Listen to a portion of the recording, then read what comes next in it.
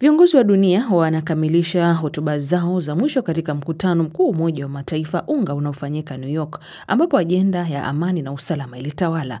Kuanzia vita vinavyoendelea kati ya Urusi na Ukraine, hali ya ukosefu wa utulivu Mashariki ya Kati, changamoto za ugaidi katika eneo la Sahel, hadi hofu ya juu ya vitisho vya nyuklia kutoka Korea Kaskazini na Iran. Mkutano huu umekuwa jukwaa la maonyo makali, maombi ya dharura, lakini pia na wito wa hatua za pamoja. La kujiuliza, zaidi ya hotuba hizi, hatua gani ambazo zitachukuliwa na Baraza Kuu la Umoja wa Mataifa juu ya migogoro hii ya kimataifa? Na mkutano huu wa 80 umekuwa wa namna gani hasa? Nimezungumza na mchambuzi wa siasa za kikanda na kimataifa Ibrahim Rakbi, na anaanza kutoa tathmini ya jumla. Bila shaka umekuwa ni mkutano wa kipekee sana, kwa sababu huu ni moja ya mikutano ambayo ya Umoja wa Mataifa inaweka historia kuwa viongozi mbalimbali wa ulimwengu wanakutana katika kipindi ambacho dunia iko kwenye msuguano mbaya kabisa na imekwama kwenye lindi la vita ambazo kama zimekosa suluhu. Nazungumzia vita ya Urusi na Ukraine, lakini vita ambayo inavuta zaidi ya miaka miwili kati ya Israeli pamoja na Hamas au Israeli na Wapalestina, lakini dunia ipo kwenye mgogoro mbaya kabisa wa kibinadamu kule Sudani. Kwa hiyo viongozi hawa wamekutana mara hii katika mkutano huu ambao bado pia na wenyewe umeshindwa kwenda kutoa taswira kamili hata ya kutatua mgogoro mmoja katika hii migogoro, yani kufikia mwisho na kuona kuwa umefanikiwa. Kwa hiyo ni mkutano wa kipekee kwa sababu ni mkutano mwingine ambao kwa baada ya miaka mingi ya kuonekana kuwa Umoja wa Mataifa imekuwa ni taasisi au shirika kubwa ambalo linategemewa na ulimwengu kutatua matatizo, lakini mara hii ni kama vile kutokuridhika kumekuwa kukubwa zaidi, hasa kwa mienendo baada ya hali iliyopo.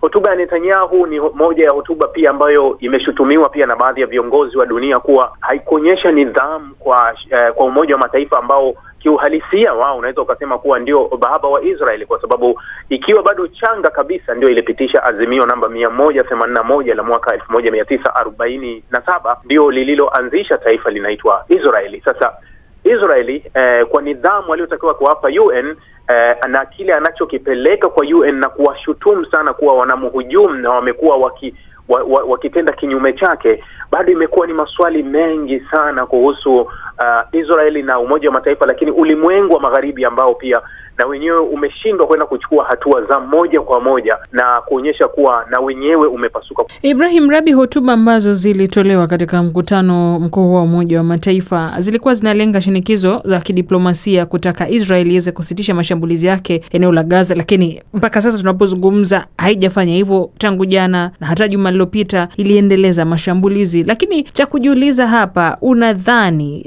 Umoja wa Mataifa unaweza kushinikiza Marekani na yenyewe kuweza kubadilisha sera zake dhidi ya Israeli? Pengine Netanyahu atalegeza msimamo? Wanaweza kufanya vile, lakini unaweza kuona kama kuwa huenda hii ngoma inachezwa na wengine na wanacheza wengi. Ukichukua kauli moja ya Netanyahu wakati anahutubia mkutano wa Umoja wa Mataifa, alisema kuwa kuna nchi zinatukosoa kwa kile tunachokifanya, lakini chini ya meza zinakuja kutupongeza kwa kile tunachokichukua. Kwa hiyo unaweza ukahisi hilo, kwa sababu ukiwachukua hata wenye msiba wenyewe unaweza ukasema kuwa kila msiba unawahusika wenyewe.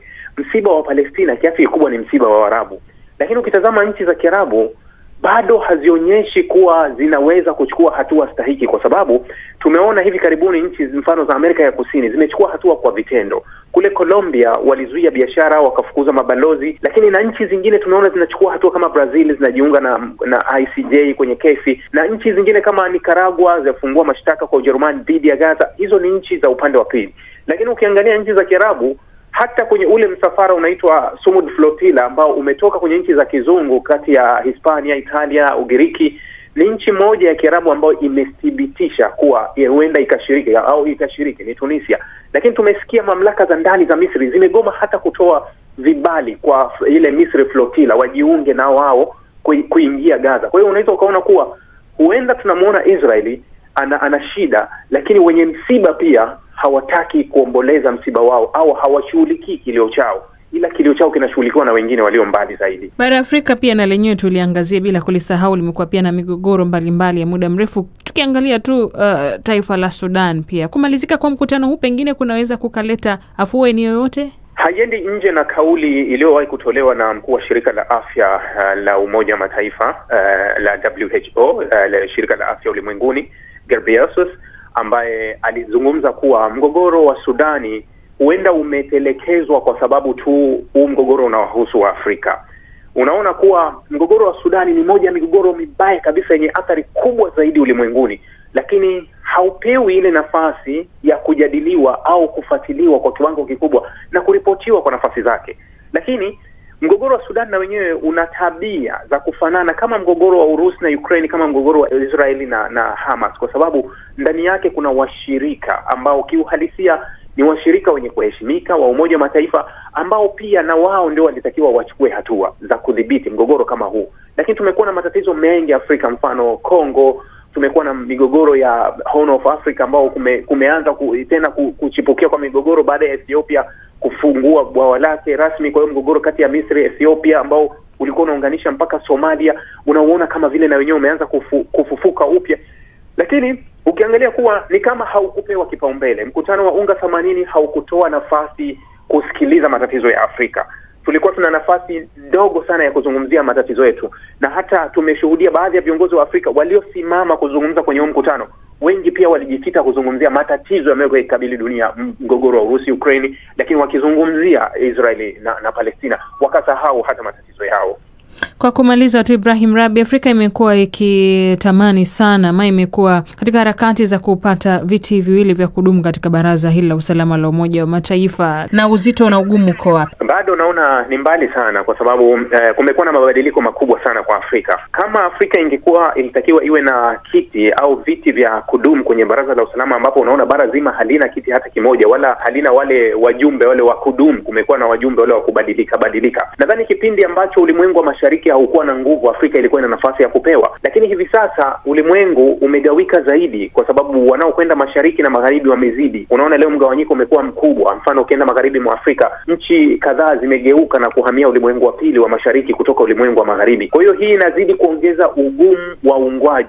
Wale washirika watano, kila mmoja ana watu wake, anavuta kwake. Kwa hiyo yule ambaye anawapenda sana wa Afrika huenda atalazimisha kuwa ni lazima wa Afrika wapate ili aweze kujikinga kwenye hicho kivuli. Lakini nani anayeanza? Kwa sababu ule muundo ulivyo wale wa wajumbe wa kudumu wale watano, hata wao wanapopewa wazo la kuwa tufumue, angalau tuongeze veto zizidi zaidi ya hapa, wao karibu wote hawakubaliani na uamuzi huo, licha ya kuwa wanaweza wakasema kuwa tunataka mabadiliko makubwa ya kudumu ili na Afrika iweze kuingia. Lakini pale kwenye kuchukua hatua, huoni yoyote katika wale watano kuwa anania kweli ya mabadiliko kwa Afrika, kwa vitendo, kwa Afrika na yenyewe iwe na sauti. Lakini huenda wanafaidika vizuri sana kwa hivi sasa kwa muundo wenyewe wa baraza. Na mchambuzi wa siasa za kikanda na kimataifa huyo Ibrahim Rahbi, kwa pamoja tukiangazia kumalizika kwa mkutano mkuu wa Umoja wa Mataifa kule mjini New York. Naweza ukatembelea tovuti yetu kwa mengi zaidi yanayopatikana hapo, kasoma taarifa mbalimbali.